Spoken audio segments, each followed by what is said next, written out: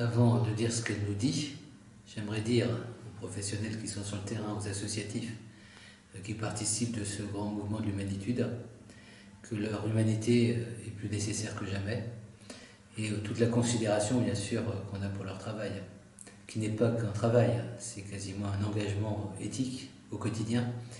Et probablement que ce qu'on peut retenir des derniers mois, c'est que ce qu'ils font au quotidien, a pris une dimension politique beaucoup plus évidente.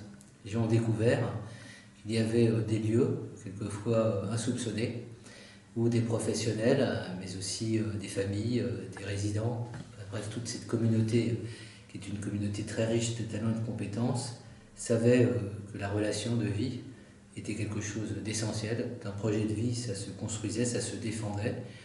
Et là où la société ignorait toute cette richesse, toutes ces aventures humaines, y compris aux limites, lorsque les personnes sont très vulnérables en fin de vie, mais la société a découvert qu'au cœur de notre démocratie, vous faisiez un travail épatant. Alors à plusieurs reprises, je l'ai dit quand j'étais invité en ouverture de vos colloques de l'humanitude, je l'ai dit, ça avait un petit peu un discours, vous pouvez donner l'impression d'un discours un peu théorique et un peu éloigné de la réalité, un peu démagogique, mais vous avez vu quand même à quel point la société, notre société, considère que vous êtes vraiment au cœur de la lutte, non pas uniquement contre la pandémie, mais pour défendre nos valeurs. Et quand le président de la République s'est exprimé pour dire, lorsqu'il a annoncé ce nouveau confinement, à quel point il était attentif aux personnes en situation de vulnérabilité, qu'il avait tenu compte aussi des difficultés qui avaient été éprouvées dans les EHPAD pour laisser les familles en capacité de voir leurs proches. Bref, j'ai l'impression que lui-même a intégré cette dimension qu'il avait peut-être soupçonnée, mais qu'il a lui-même intégré la valeur, c'est-à-dire bien la valeur politique, la valeur démocratique de votre engagement. C'est pour ça que quand Annie me demande qu'est-ce que je dis, qu'est-ce que j'ai à penser, j'ai d'abord à penser qu'on est fiers de vous et on est fiers que vous soyez là parce que vous êtes plus indispensable que jamais. On est fiers aussi de la culture de l'humanitude parce que de même qu'on a été attentif à toute la technicité du soin, notamment en réanimation dans l'hôpital, c'était important pour lutter et pour permettre à des personnes en situation de détresse respiratoire, de détresse physique, de bénéficier des soins les meilleurs. Il était essentiel de prendre en compte la dimension sociale, médico-sociale, pas uniquement la dimension sanitaire. Et on voit à quel point notre société, au départ, n'a pas compris tout ce qui serait les effets collatéraux d'une pandémie. Parce que cette visibilité, on ne l'avait pas. Il y a eu l'urgence médicale, hospitalière, et puis il y a une autre urgence, qui est pour moi une urgence éthique, une urgence humanitaire, j'allais dire une urgence de l'humanitude. Il fallait déjà avoir cette culture du souci de l'autre, de cette sensibilité à l'autre, pour pouvoir mettre en œuvre immédiatement, comme beaucoup d'entre vous l'ont fait, une réponse. Et une réponse qu'il a fallu improviser. Mais on improvise d'autant mieux qu'on a déjà une culture de ce que sont les responsabilités, les engagements. On dispose d'un savoir-faire, et pas uniquement, et on parle souvent de savoir-être dans les l'humanitude, mais pas que. Il faut un savoir-faire, il faut des compétences. On n'improvise pas dans ce domaine. Quand on a parlé effectivement des savoirs expérientiels qui sont mobilisés du jour au lendemain, ce sont des savoirs, effectivement, avec des expériences. C'est toute la conquête aussi de l'aventure humanitude qui peut être aussi, reconnue. Pas que, mais en tous les cas, notamment dans cette force de mobilisation. On nous a parlé de l'agilité du monde des invisibles, des inconnus. Pour moi, c'est une honte sociale de ne pas avoir la reconnaissance qui leur est due à l'égard des aides-soignants, des infirmiers, des ergothérapeutes, des kinésithérapeutes, de toute cette communauté humaine qui sert au quotidien des humains parmi nous, nos frères, nos sœurs en humanité, et qui le font sans que la société se rende compte de ce en quoi ça nous apporte, en quoi on est concerné. Oui, si je ferais un premier bilan par rapport à la question d'Annie de Vivi, je dirais que je suis plutôt réconforté de voir recentrer, en tous les cas réhabiliter ou habiliter, puisque réhabiliter peut-être ça voudrait dire qu'avant on avait plus de considération, non, habiliter un certain nombre d'attitudes, de comportements, de sentiments, de sensations, de manière d'être, de manière de dire la solidarité, de témoigner à l'autre qui en a le plus besoin, qu'il existe parmi nous et qu'on lui consacre le précieux de notre temps, y compris lorsqu'on a d'autres urgences, puisque pour beaucoup d'entre vous, il y avait l'urgence de votre activité professionnelle, pour autant qu'on limite votre activité à du professionnel, alors qu'il y a d'autres valeurs qui sont mobilisées, puis vous aviez aussi vos propres contraintes de famille, vos propres angoisses, vos propres peurs, vos propres vulnérabilités, peut-être un conjoint ou une conjointe qui était en situation de précarité par rapport à son emploi, de la famille, une personne peut-être de votre famille qui était elle-même Covid+, ou même qui est décédée. Toutes ces souffrances et toutes ces douleurs, c'est pas parce qu'on est professionnel et qu'on travaille dans le milieu du soin ou dans les EHPAD qu'on est épargné. Voilà. Donc, pour terminer sur cette première question, beaucoup d'admiration et un profond soutien, parce qu'on est pour le long cours maintenant, c'est-à-dire on est dans une perspective qui nous impose de déterminer un certain nombre de choix, mais d'avoir un projet, porter un projet. Ce que vous avez fait pour moi enrichit notre projet dans un moment où on est dans la déroute, dans le désarroi, dans l'effroi aussi par rapport au terrorisme. Donc on est dans un contexte de fragilité, je ne dis pas comme on ne l'a jamais connu, mais en tous les cas, à travers les médias, on vit au quotidien quelque chose qui nous oppresse. Le thème du colloque, la liberté, à mon avis, est fondamental.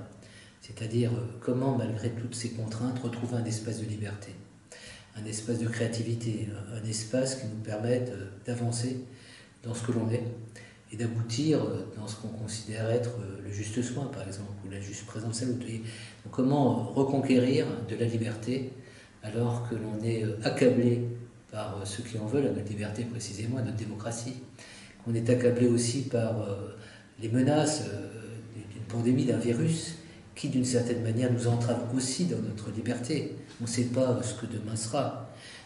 On est obligé de renoncer au quotidien et de s'accommoder avec, j'allais dire, une exigence qui d'une certaine manière révoque ce que seraient nos valeurs, même si on cherche à les préserver. Vous voyez, comment retrouver la liberté, comment retrouver de la responsabilité aussi, comment retrouver le plaisir de bien faire.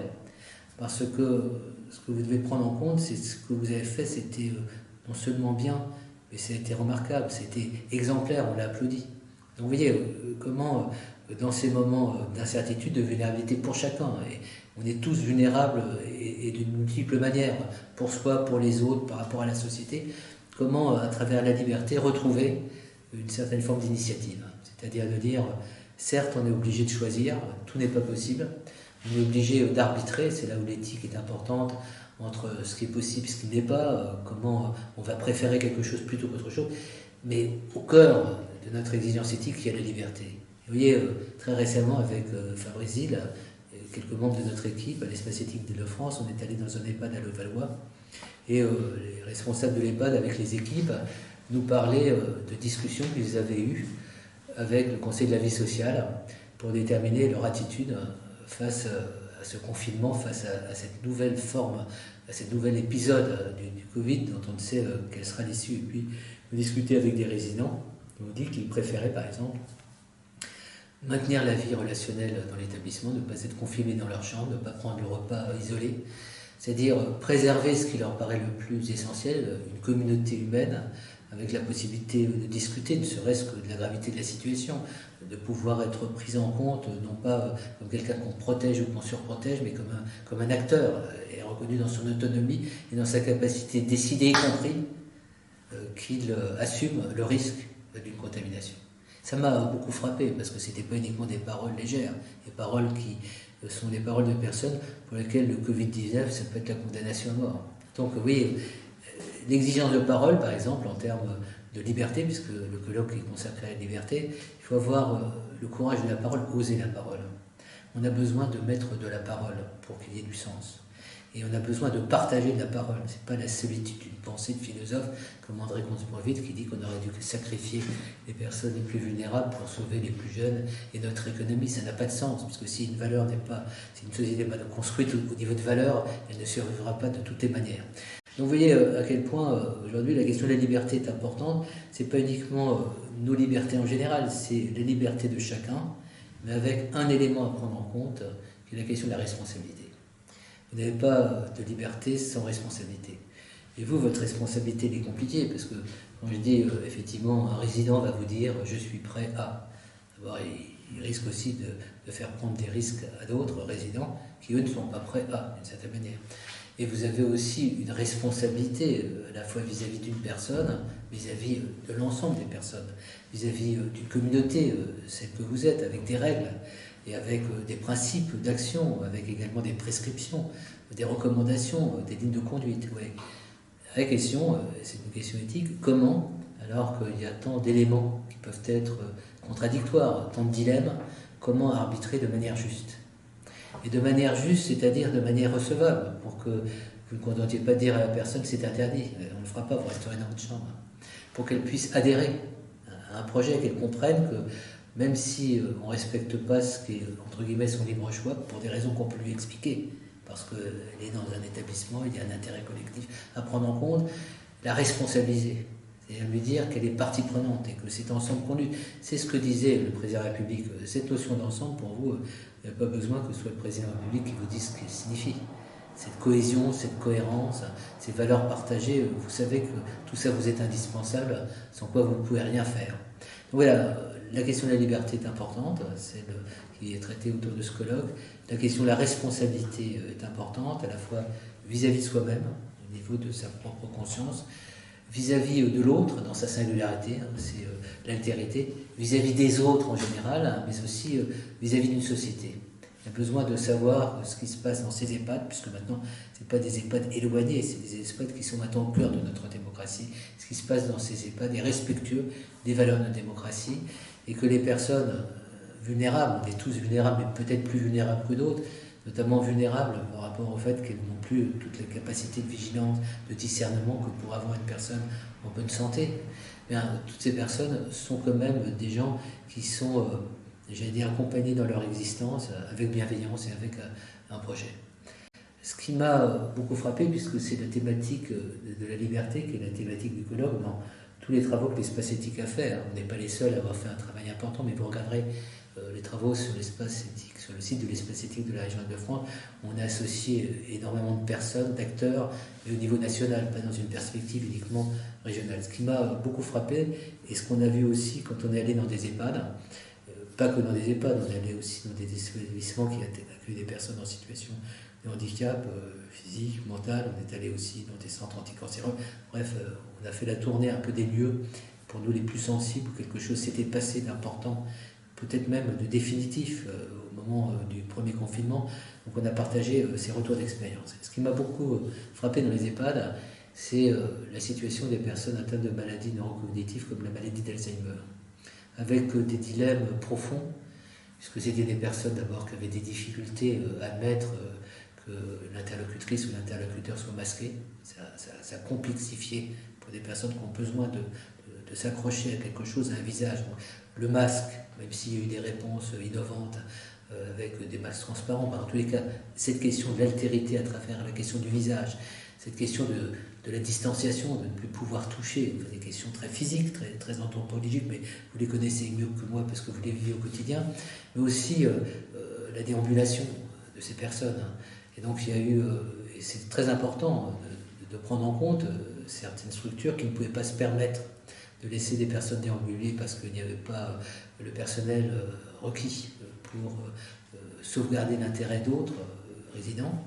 Et donc il y a eu des mesures qui ont été prises, qui ont été des mesures quasiment de contention. Donc si on parle de confinement, c'est une chose, mais si vous rajoutez la notion de contention, avec tout ce que ça signifie de violence, et alors de mise en cause de la personne, non seulement dans sa liberté, mais dans ce qu'elle est, dans la considération qu'elle peut avoir, ou l'estime d'elle-même, mise en cause pour un professionnel dans l'incapacité de faire autrement, alors que ça remet en cause ses valeurs propres. Il y a des questions très très concrètes qui sont posées dans les contextes où il n'y avait pas la possibilité de laisser les personnes déambuler. Et puis d'autres établissements considéraient qu'il fallait avoir une attitude tout à fait spécifique vis-à-vis de ces personnes et créer les conditions pour qu'en toute sécurité, pour elles comme pour les autres, on puisse les laisser déambuler. Et ben voilà une réflexion pour moi concrète, pratique, sur qu'est-ce que c'est la liberté.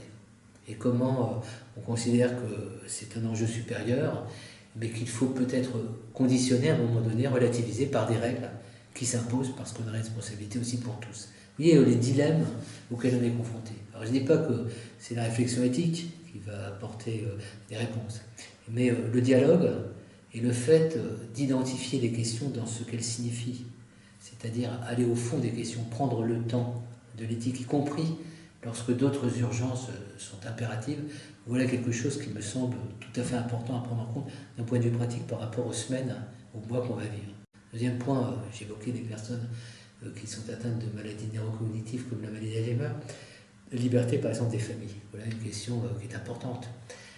Les familles, bien que n'ayant pas eu d'autre choix que de vous confier l'être cher, ont le sentiment que les relations fondamentales qu'elles ont avec un proche ne doivent pas être remises en cause, y compris par une pandémie. Quels que soient les enjeux de précaution, c'est aussi, je ne dirais pas une liberté, mais c'est une valeur profonde qu'on peut le reconnaître. Et elles comprennent mal les contraintes. Là, il y a eu un élargissement pour ce nouveau confinement par rapport au premier confinement, puisque les familles peuvent rendre visite.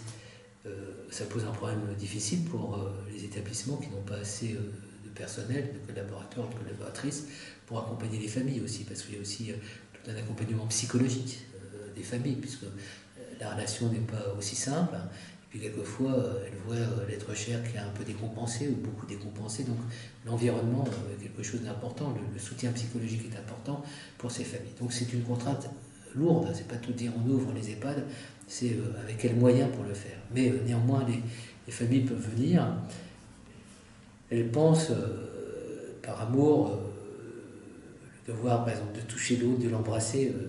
J'entendais des professionnels nous parler de la petite bise qui est interdite, le fait de ne pas pouvoir toucher, caresser, envelopper l'être cher, voilà des questions qui touchent aussi à la question de la liberté.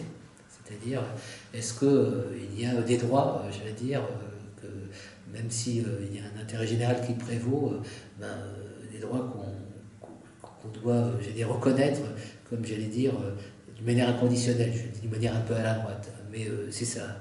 Et comment on négocie, voilà, un enjeu important avec les familles, pour qu'elles comprennent où se situe leur responsabilité par rapport à leurs droits ou à leur liberté. Et vous voyez, un nouvel élément à prendre en compte d'un point de vue éthique, c'est la notion de négociation.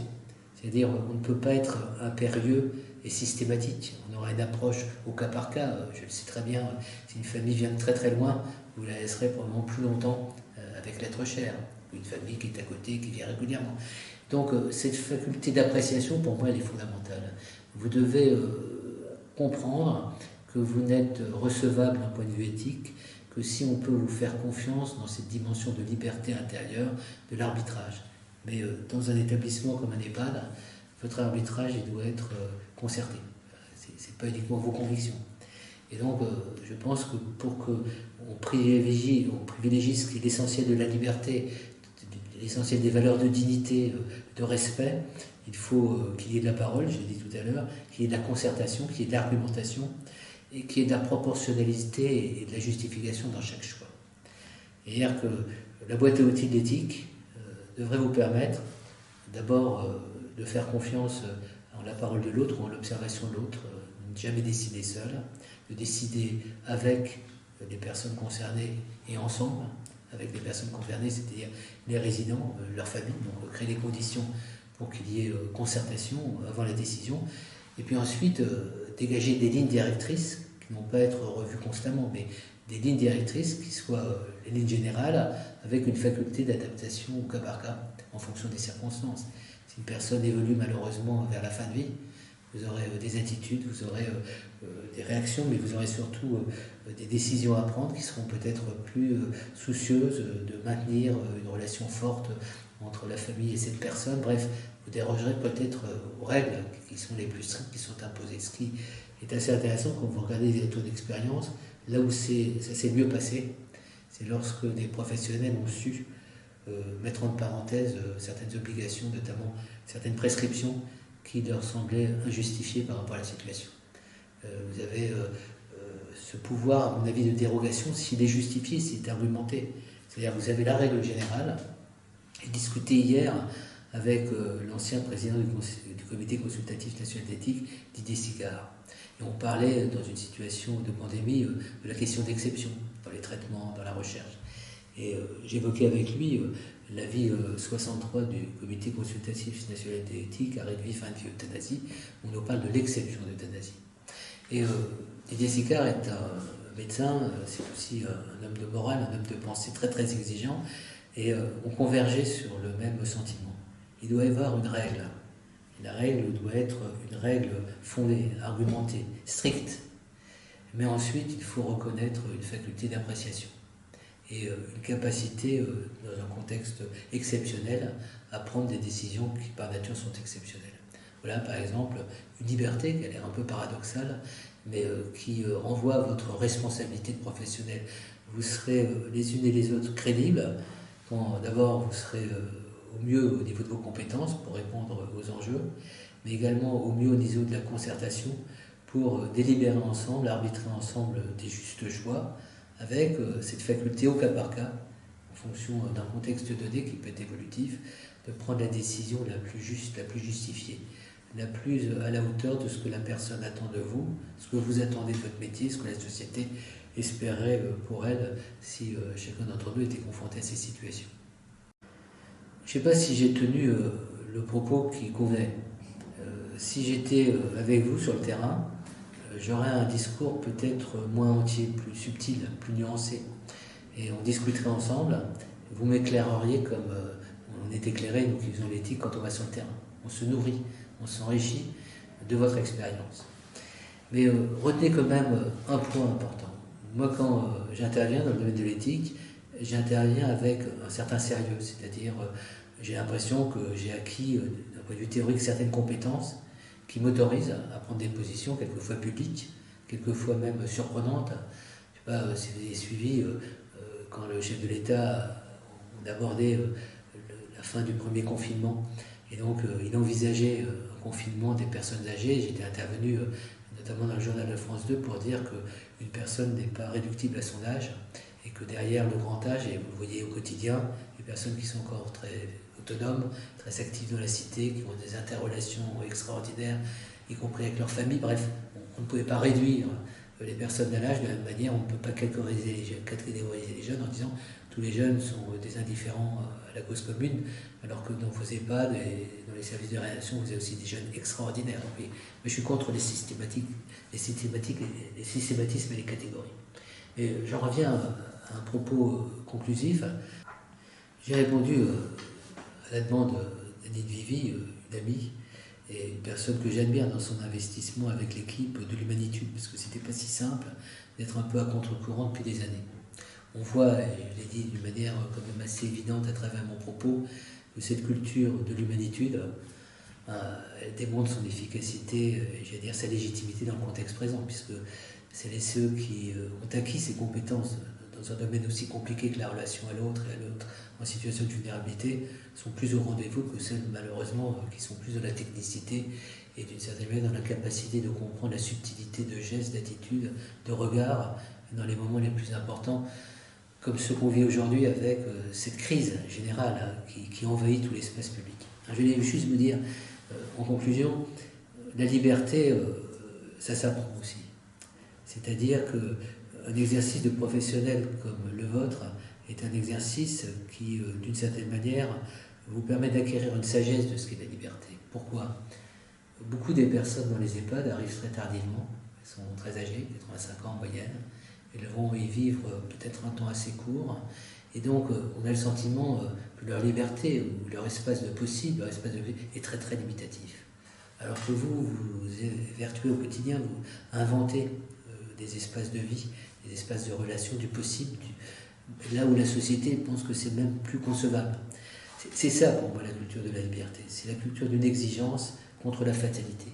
C'est pas parce que on va mourir demain ou qu'on est très dépendant qu'on n'a plus d'aspiration, on n'a plus envie d'avoir le sentiment d'exister, d'être membre d'une cité, d'avoir un projet, d'être reconnu comme une personne avec son histoire, ses préférences, sa culture, sa mémoire, sa richesse.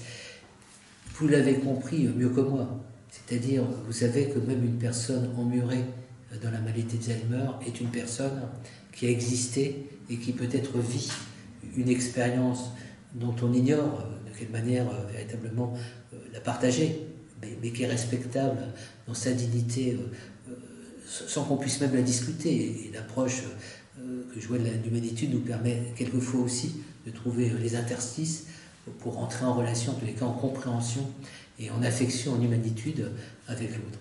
Donc je vais vous dire que la liberté, c'est pas uniquement un concept théorique, c'est quelque chose de très concret, de très pratique, qui peut être pour vous aussi une forme de boussole, c'est-à-dire de dire comment aller le plus loin dans nos libertés face à la contrainte. Effectivement, quand vous êtes dans un lieu, un établissement fermé, d'une certaine manière, vous avez des contraintes, de la même manière que la personne au domicile qui est très âgée et qui est sans relation est aussi dans un système contraint. Donc, le mot peut-être clé que je mettrai en conclusion, c'est le mot ouverture. C'est-à-dire comment mettre de l'ouverture, la poésie, un temps passé en dehors de ce qui est le cadre de votre activité pour être présent. Voilà. Comment mettre de l'ouverture, comment mettre de l'inattendu, comment mettre de la surprise, comment même mettre du bonheur, je vois du rire, de la joie, y compris dans les moments les plus angoissants, ce qu'on vit, ce qu'on partage. C'est ça la liberté, c'est-à-dire il y a quelque chose, non pas d'irrationnel, mais il y a un formidable engagement, il y a une formidable foi, il y a aussi une audace dans la liberté. Et mon message, c'est soyez audacieux. Voilà. C'est-à-dire ne vous laissez pas trop prendre par un quotidien dont je sais qu'il envahit tout et qu'il est d'une pesanteur immense. Je sais très très bien quand une aide-soignant, un océan de vie est dans l'effort physique au quotidien, dans la non-reconnaissance, dans la non-valorisation sociale de ce qu'elle est, ce qu'elle fait. J'imagine, quand je dis ayez ce courage, j'allais dire de la liberté, de l'audace et d'une certaine forme d'optimisme, je sais que ça peut vous paraître dérisoire. Et pourtant, c'est là où vous êtes attendu. Voilà. Et dans cette inconditionnelle position, qui est une position, j'allais dire de sage. Voilà. Vous êtes des sages. Vous avez une sagesse pratique. C'est pour ça que moi qui suis de formation philosophe, je suis très impressionné de voir que ce sont vous, les philosophes, dont on a besoin, dont la société a besoin. Et le dernier point, au dehors de votre activité professionnelle et des responsabilités que vous assumez, on est dans une société qui souffre, dans une société inquiète de son présent et de son devenir, et dans une société, vous le voyez à travers les actes barbares, qui est menacée en ce qu'elle est parce que c'est précisément une société de liberté. Et essayer de comprendre, comme je fais au quotidien, même si c'est difficile, que c'est un privilège d'être membre d'une démocratie. Et c'est un privilège de porter la liberté, les valeurs de la démocratie, là où vous les portez, c'est-à-dire dans des lieux qui, pour certains, n'ont plus lieu d'être. C'est des moralistes qui ignorent ce qu'est le sens, la valeur supérieure de ce que vous faites.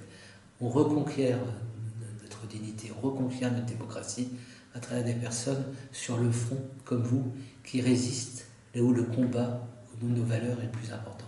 C'est ça le message. Donc, habituellement, quand j'interviens en public, en ouverture du colloque de l'humanitude, je vous remercie, mais je vous remercie encore plus aujourd'hui. Bon colloque à tous.